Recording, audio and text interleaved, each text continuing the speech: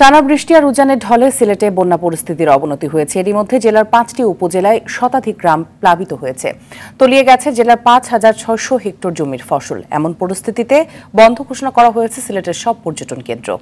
জেলার গোয়াইনঘাট, কোম্পানিগঞ্জ, জৈন্তাপুর, কানাইঘাট উপজেলার পর নতুন করে জকিগঞ্জে উপজেলার নিম্নাঞ্চল প্লাবিত হয়েছে। বন্যার পানিতে তলিয়ে গেছে সিলেট তামাবিল সড়ক। জেলা সদরের সঙ্গে সড়ক যোগাযোগ অনেকটা বন্ধ হয়ে পড়েছে গোয়াইনঘাটের।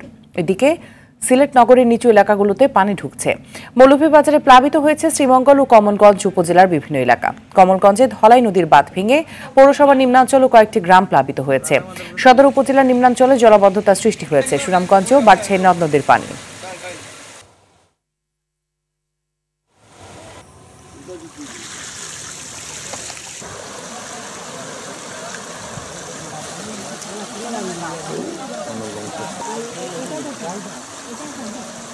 প্রচুর পরিমাণ পানি কাল থেকে, আমরা তো ঘরের ভিতর থাকতেই পারতেছি না, আর কোনো জিনিসপত্র নিয়ে বের হইতে পারতেছি না। শিক্ষা প্রতিষ্ঠান এবং বাজার আছে, এগুলো ক্ষতিগ্রস্ত হয়েছে এই বন্যার কারণে। নিজেরা চলতে পারি না, খাইতে পারি না, রাঁধতে পারি না, কত অসুবিধা। আমার রাজ্যের ধান পানি তোলে পারো অত পানি, প্রায় 3 ফুট পানি। বন্যার পানি ঢুকছে, অত্র এলাকার মানুষ খুবই ক্ষতিগ্রস্ত হয়েছে। দর্শক, নদ নদীর পানি বৃদ্ধি ও বন্যা পরিস্থিতির খবর জানাতে সুনামগঞ্জ থেকে সরাসরি যোগ দিচ্ছেন আমাদের সহকর্মী শহীদ নূর। সিলেটের পাশাপাশি সুনামগঞ্জে পানি বৃদ্ধি ও বন্যা দুর্গতদের সহায়তায় কি উদ্যোগ দেখছেন প্রশাসনের?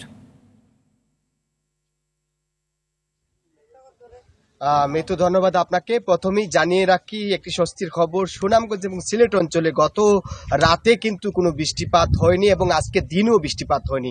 এর ফলে উজানে এবং চেরাপুঞ্জিতে যে বৃষ্টিপাতের পরিমাণ কমেছে, এতে সিলেট অঞ্চলের বন্যা পরিস্থিতি কিছুটা উন্নতি হয়েছে।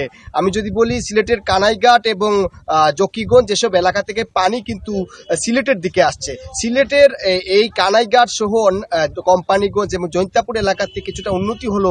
এই পানি কিন্তু বাটিতে চাপ সৃষ্টি করছে, অর্থাৎ সিলেট অঞ্চলে সুরমা নদী, যে কুশিয়ারা সহ অন্যান্য নদ নদীর পানি কিন্তু বৃদ্ধি পাচ্ছে এবং বিপদসীমার কাছাকাছি আছে সুনামগঞ্জের এই মুহূর্তে সুরমার যতটি পয়েন্ট আছে, সুরমা এবং কুশিয়ারার পানি। আমি যদি আপনাকে আমার পেছনটা দেখাই, এটি সুনামগঞ্জের হচ্ছে গিয়ে একটি হাওড় এবং এখানে এই মুহূর্তে কিন্তু এই হাওড়ে পানি প্রবেশ করছে এবং বলা যায় যে লোকালয়ের কাছাকাছি কিন্তু পানি চলে আসতেছে। যদিও এটি স্বাভাবিক বর্ষার পানি বলছেন এখানকার মানুষ। এবং আমি যদি আপনাকে জানাই যে বন্যা পরিস্থিতি যেহেতু সুনামগঞ্জের সকল নদ নদীর পানি বৃদ্ধি পাচ্ছে, এতে নিম্নাঞ্চলে পানি চাপ সৃষ্টি হতে পারে। এতে আসলে মানুষের মধ্যে একটা শঙ্কা থাকলেও যেহেতু 2022 সালের বন্যার মানুষের একটি অভিজ্ঞতা রয়েছে, এ কারণেই তারা প্রস্তুতি নিচ্ছেন। এবং আমি যদি বলি, প্রশাসনের পক্ষ থেকে আসলে তারা বন্যা মোকাবেলায় পর্যাপ্ত প্রস্তুতির কথা জানাচ্ছেন। একটু আপনাকে সিলেটের খবর জানাচ্ছি। এই মুহূর্তে সিলেটের আসলে যে অঞ্চলগুলো কানাইঘাট এবং কুশিয়ারার যে পাহাড়ির যে যত নদী আছে, এই নদীগুলোর পানি বা চেরাপুঞ্জিতে কম বৃষ্টিপাত হওয়ার কারণে এইসব অঞ্চলের পানি কিন্তু কমে ভাটিতে চাপ সৃষ্টি করছে।